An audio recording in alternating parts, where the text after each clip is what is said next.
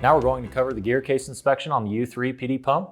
First thing you're going to want to do, inspect the backlash of your timing gears by rotating your shafts left and right. If you feel any backlash at this time, they need replaced. Inspect your grease seals for leakage. If any is found, replace as needed. On this side of the PD pump, you'll notice two stainless steel plugs. Use the same 7/8 in wrench as the cover nuts. Remove and inspect.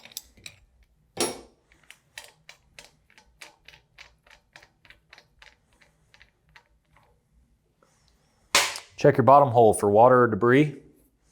If any is found, remove with a towel. Reinstall your plug.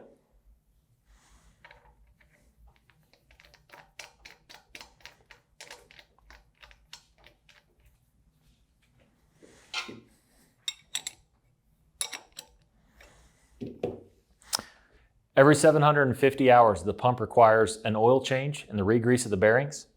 Drain the oil out of the bottom oil plug. Refill the top of the sight glass. On the opposite side of the pump, you have your grease certs.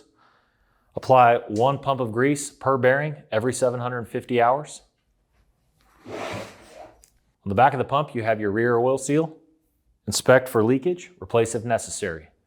That concludes the gear case assembly inspection on the Waukesha Universal 3 PD pump.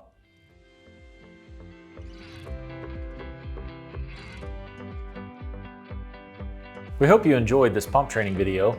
Additional videos and other helpful resources can be found on our website. Once again, I'm Kevin with F&H. Thanks for watching.